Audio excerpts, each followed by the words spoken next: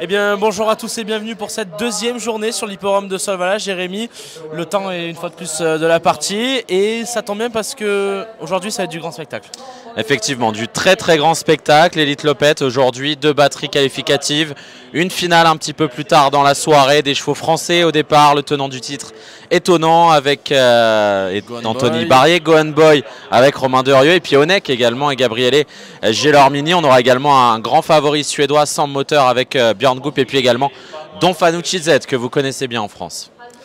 On va repartir évidemment sur le même format qu'hier. Jérémy, on n'est pas passé loin.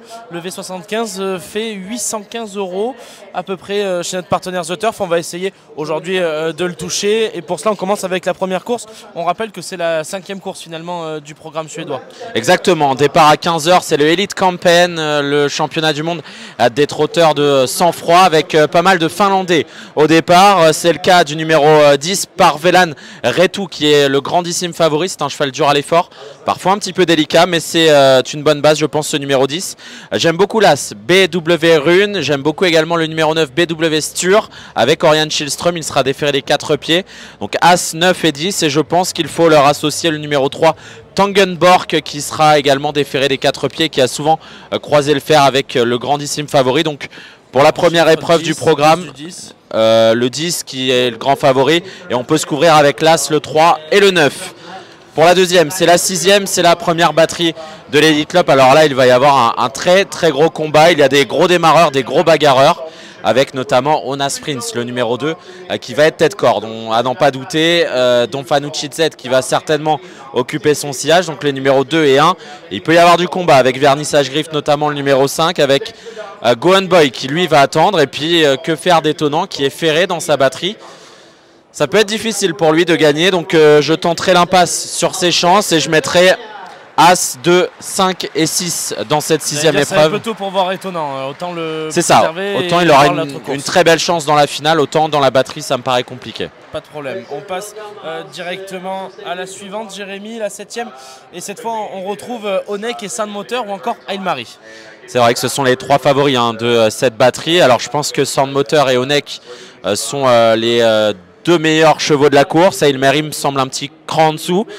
Maintenant, dans une batterie, tout est possible. Moi, j'aime beaucoup Onek, même s'il n'est déféré que des antérieurs. Pour cette batterie, on garde, on préserve ses pieds pour la finale. Donc moi, je me contenterai de mettre 5 et 6, donc Onek et sans moteur. C'est vrai que si on fait un petit peu le papier de cette course, on retrouve 2 concurrents assez connus, Vivid Wise ainsi que Usain Toll, des chevaux qu'on a vu briller, notamment sur l'hipporome de Vincennes.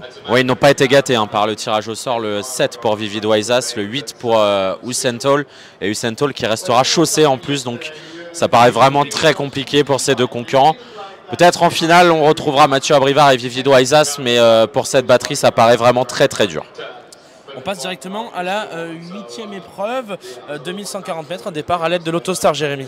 Oui, pas mal de chevaux déférés des 4 pieds pour la première fois. J'aime beaucoup le numéro 9, Eros Jet. Alors avec lui, ça va être un petit peu tout ou rien. Ah, on rejoue Alessandro Gocciadoro aujourd'hui. Exactement. S'il s'adapte bien à sa ferrure, donc il sera déféré des 4 pieds aujourd'hui, il est tout à fait capable de s'imposer, à mon sens. Il faut se méfier du numéro 3 Novato, l'entraînement de Dion Tesselar, un entraînement hollandais qui effectue le déplacement avec de très grosses ambitions. C'est Geoffrey Meras qui sera son sulky, un cheval qui va aller de l'avant et qui est capable d'aller loin, on l'a vu, aller de l'avant ici, c'est vraiment un gros avantage. Et puis je me méfie également de l'As Epson As avec Ulf Olsson qu'on a vu briller hier, donc As, 3 et 9 dans cette épreuve. Vous pouvez peut-être ouvrir un petit peu vos jeux parce que c'est une course assez ouverte, mais peut-être rajouter le Escobarfi, peut-être Noah Boko, déféré des 4 pieds. Donc As, 3, 9 et 10 dans cette 8e épreuve du programme. Mon préféré, le numéro 9, Eros Jet. 9e épreuve, une épreuve labellisée groupe 2, c'est la 9e de ce programme. Et on retrouve une concurrente qu'on connaît plutôt bien, Jazzy Perrine. Effectivement, la petite grise de l'écurie Hunter Valley, l'entraînement de Thomas Malmquist que l'on a vu hier à l'honneur dans le Harper Hanover. Elle a une toute première chance, Jazzy Perrine. Voilà, la grande favorite annoncée est Joviality, numéro 9.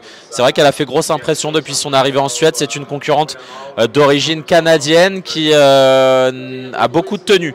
Donc ça peut être intéressant. Maintenant en seconde ligne, attention, il va leur falloir dominer le numéro 4 Don Segar. Je pense qu'on peut se contenter de ces 3 là, 4, 6 et 9 dans la 9e épreuve du programme, la 5e course du V75. La 10e, j'ai un gros coup de cœur pour l'As Joe Cash. Concurrent entraîné par John Tesselar qui a énormément de vitesse. 1600 mètres, c'est son sport. Maintenant, il y a un grand favori dans cette épreuve, c'est le numéro 8, Double Deceiver, qui vient de s'imposer brillamment, qui a été acheté 600 000 € par la Stalzet, entraîné par Daniel Reden, drivé par Orion Schillström. C'est un Hongre et qui a été acheté 600 000 €. Donc il faut bien évidemment s'en méfier, d'autant qu'il a gagné d'entrée de jeu pour ses débuts en Suède. Jérémy, je me permets juste de rajouter peut-être un cheval dans cette course, peut-être Jaguar Wheat, c'est peut-être le côté un peu français, un peu chauvin, Cocorico qui parle, mais c'est l'entraînement de Sébastien Garato, la drift de Mathieu Abrivard. Est-ce qu'avec ce numéro 4 qui est plutôt avantageux, on peut faire quelque chose? Oui, surtout 1600 mètres, hein, ça va être son sport. C'est un cheval un petit peu tempétueux, mais s'il s'adapte bien aux courses ici, il est capable de bien faire. Donc allez, on peut le rajouter, on va dire As, 4 et 8 pour cette avant-dernière épreuve du V75. Après, on assistera à la finale de l'Elite Lob, bien évidemment, qui n'est pas au programme du V75, avant de terminer par une course un petit peu plus difficile, Hugo. Oui, bien plus ouverte. C'est la deuxième de cette épreuve. Pareil, toujours 1600 mètres. Et ils sont 12 au départ, Jérémy. Est-ce qu'on peut retenir Cash Keeper ou encore plutôt en seconde ligne? Ouais, c'est assez compliqué, je trouve, comme course. Moi, je pense que Cash Keeper a une toute première chance. J'aime bien Nvidia également. Ce numéro 5 et Fade to Black As. Je prendrai les 4, 5 et 6, voilà, 6. pour les meilleurs numéros de cette épreuve. Et vous pouvez peut-être ouvrir vos jeux si vous avez un budget un peu plus conséquent. Surtout, vous n'hésitez pas à liker ce programme. Nous serons ici toute la journée pour vivre cette belle journée qui est celle de l'Elite Lob. Évidemment, nous couvrirons le maximum de courses possible parce que nous sommes en simultané avec Saint-Cloud. Vous retrouverez Gilles Barbarin. Et surtout, vous n'hésitez pas à liker, à partager et à déposer vos mises sur notre partenaire The Turf, le site et l'application pour jouer au fameux V75. Restez bien avec nous toute la journée.